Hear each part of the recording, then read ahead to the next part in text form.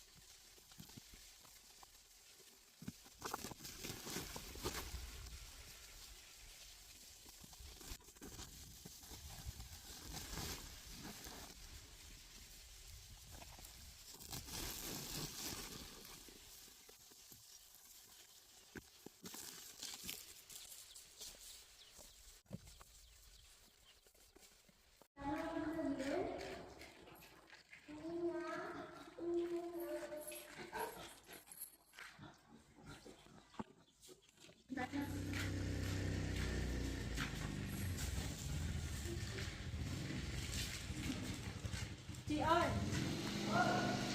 em đi lấy lá về rồi. Lấy lá về mà. Vâng.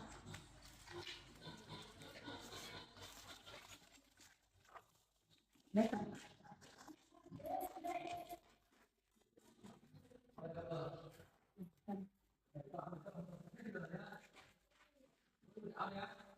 Mười bảy cân. Vâng. 17 cân lấy sổ đó.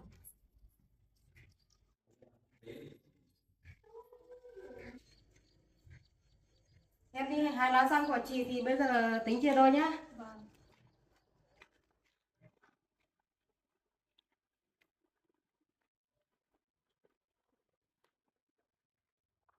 204.000.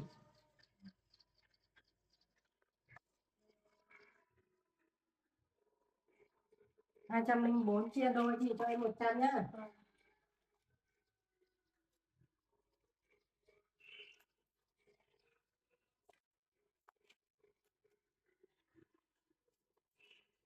Làm tiền này.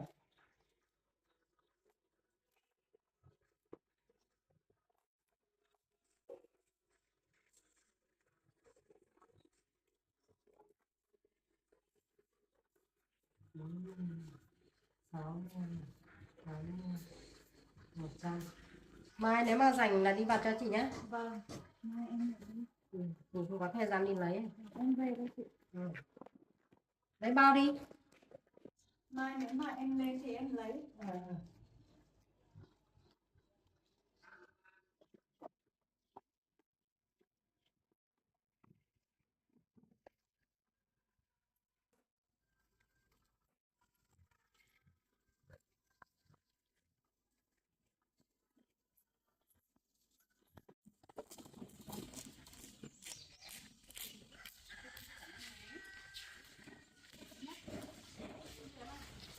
Có đâu không?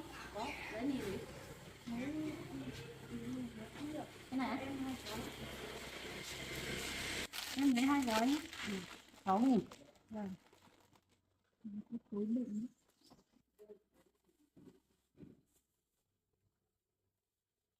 Vâng, thử nhé.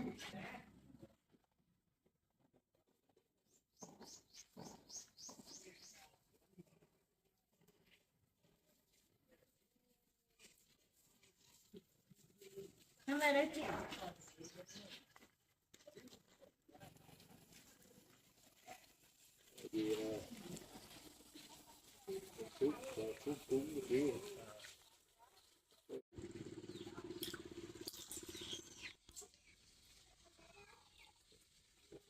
Đây không biết cái đứa kia đã suy nghĩ chưa. Đấy, tí mình làm lên xem đây, xem như thế nào này. Nó bảo nhận bảo mình đi đâu không thấy. Cha mình phải nói giấy vợ xong là mình lên trên một tí xem nữa không. Nhà giấy vợ tí lên trên.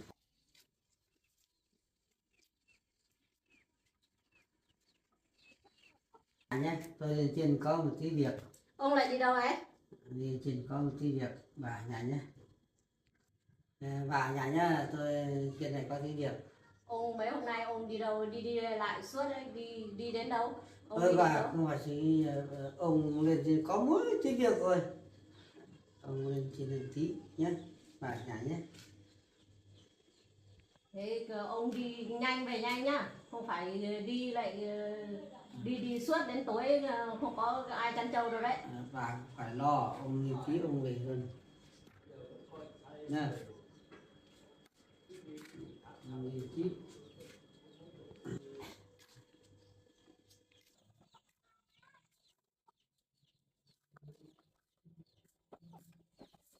Ông này chả biết, mấy hôm nay chả biết nó đi đâu, đi đi về về, đi đi về về.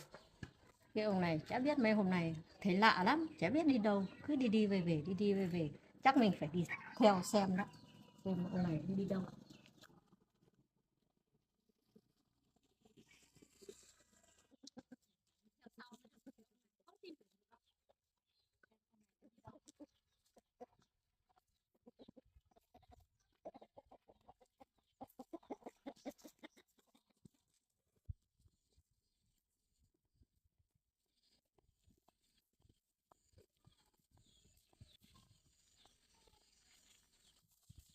cái ông này.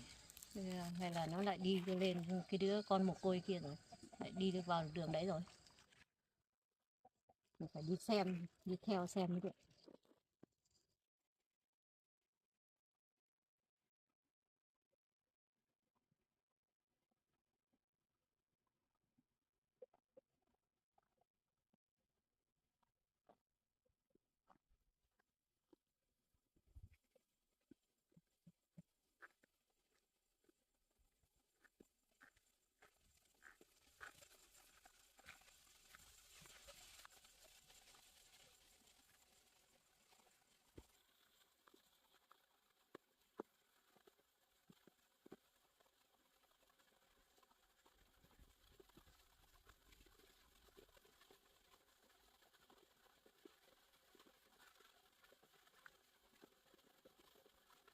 Chắc chắn là có chuyện gì giấu mình.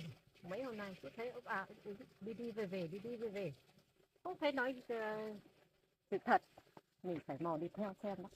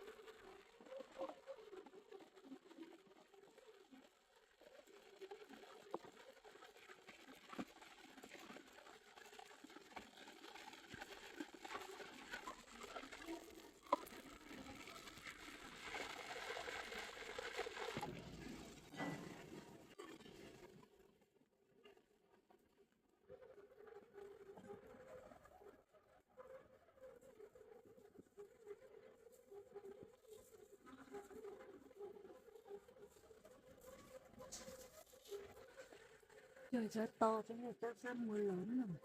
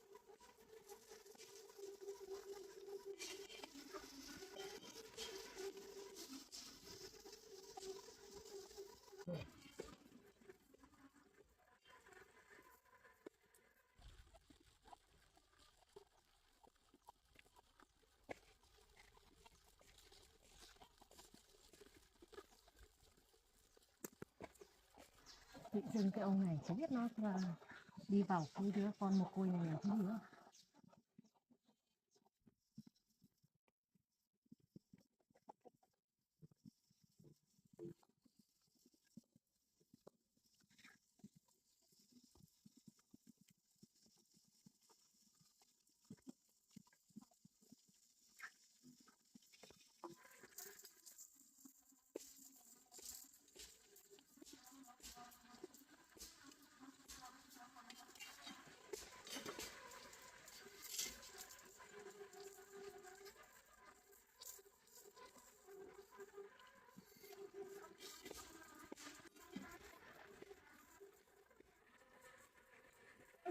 Bác về đây làm gì đấy? Ông về thăm cháu 19.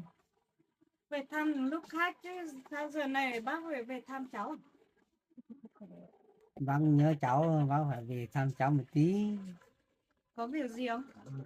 Bác về đến đây thì nói chuyện với nhau một tí. Thế bác ở đấy đợi cháu đi để bác đã.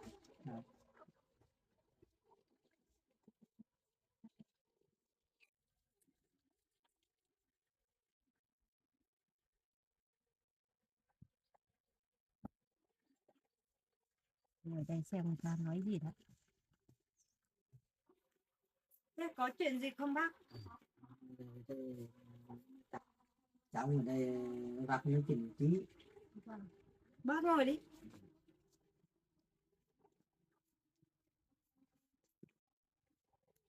Cháu ở đây. Cháu đứng ở đây được rồi bác cứ ngồi đi. Thế cháu đã suy nghĩ đến cái chuyện hôm qua bác bảo cháu chưa? Rồi cái chuyện nọ đấy thì ba cháu phải chiều bác một tí. Thế cháu cũng phải trả cái tiền nhà cho bác nữa. Thế nọ cháu suy nghĩ kỹ chưa? Thế Chuyện gì bác? ngồi xuống đây với bác nói chuyện kỹ. Bác cứ ngồi đi không phải. Chiều bác một tí, xong bác À. Thảo nào tí à cháu cũng phải trả tiền nhà cho mày kìa, từ nãy đến giờ kìa, mấy tháng nay mày không trả tiền nhà. Thảo nào mày khuyến rũ chồng tao à? Mày mới không trả tiền nhà cho tao à? Mấy tháng nay mày không trả tiền nhà cho tao, mày khuyến rũ chồng tao à? Không có đâu bác ạ, không có chuyện đấy đâu. Nói không có ý thế đâu. bây giờ Phải như bác nghĩ đâu. nói con cái Không có chuyện đấy đâu. nói con cái thế. Thôi, Thế phải như thế. con còn nói à? Đừng nhổ. Ông đứng dậy nói rõ cho tao xem. Hai ngày qua lại bao nhiêu lâu rồi? Nói sao? Nói rõ cho tôi biết.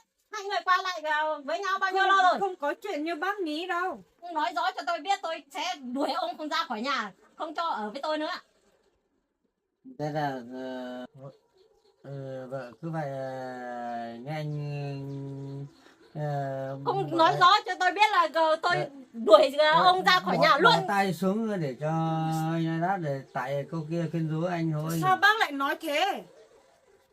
Mày khuyên rũ tao à? Lúc nào cháu quyến rũ bác? Mày bảo tao lên ngủ với mày đây. Lúc nào? Không có, mày chả bảo tao lên ngủ với mày đây. Mày chả bảo tao lên ngủ với mày là miễn tiền nhà đây. Có thật mày bảo thế không? Bảo chồng tao lên ngủ với mày không? Không có đâu bác ạ. Không phải như bác nghĩ đâu. Nói còn cái à? Mày còn vì mình à, chồng tao nói rõ như thế rồi mày còn nói được cái câu này à? Nhưng mà cháu không có như bác nói đâu. Không có chồng tao không biết nói à? Hôm qua bác trai lên bảo cháu chiều bác một tí để miễn tiền nhà, cháu không có như thế đâu bác ạ. Bác trai tự nói. Không phải như thế đâu. Tao không được nói thế đâu. Rõ ràng hôm đấy bác nói như thế mà. Tất cả là phải nghe anh. Con này đang lừa vợ đấy. Phải nghe anh. Không thể nào tin được ông. Chắc chắn là ông phải có âm mưu gì. Mấy hôm nay thấy ông đi đi lại tôi không tin đâu. Phải nghe anh. Nó không có tiền và trả tiền nhà đâu, nó nên nẹo lắm đấy. Có thật như chồng tao nói không? Nếu mày không có tiền nhà trả cho tao mày cũng phải nói rõ chứ, mày có phải nói như thế à? Không có đâu bác ạ. Cháu Tao thương mày, mày không có quần áo mặc, tao lấy quần áo con gái tao cho mày mặc, bây giờ mày làm thế à? nhưng mà cháu không được làm như bác trai nói đâu. Tao thương mày như thế mà mày không thấy có lỗi với tao à? Mày còn quyến rũ trong tao à? Mà tao cho mày ở bao nhiêu lâu nay mày không thương, không hiểu cho tao à? Không thì tôi không cho mày ở đây nữa, mày cút đâu bác khỏi ơi. nhà tao đi. Cút đi, cút bây giờ tôi không cho mày ở nữa. Cút đi, bây giờ tao không cho ra ở nhà tao nữa, mày cút khỏi nhà tao đi. Từ đây bây giờ tao không cho mày ở đây nữa, ở nhà tao nữa. Mày cút đi. Cút đi. Không cho mày ở đây nữa. Đấy, cái chỗ này là tao bố xí cho mày đấy. Cái này là quần áo của con gái tao nhưng mà tao không cần nữa. Bây giờ mày đi ra khỏi nhà tao đi. Tao không cho ở đây nữa. Bây giờ bác đuổi cháu đi, bây giờ cháu biết ở đâu. Tại mày chứ tại ai? Tao cho mày ăn ở, mày còn không biết ở, mày vẫn còn quyến rũ chồng tao, mày cút đi. Bây giờ tao không cho mày ở nữa. Đi luôn đi.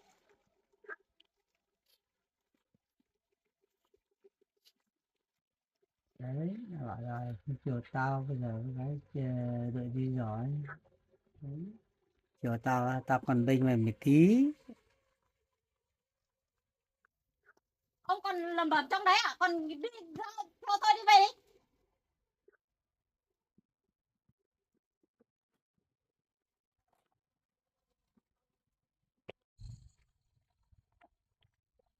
Không biết đi đường nào, không biết số nào để cho mình ở qua đêm. Thì sắp tối rồi, không biết đi đâu, đi chỗ nào để tìm chỗ ở đây.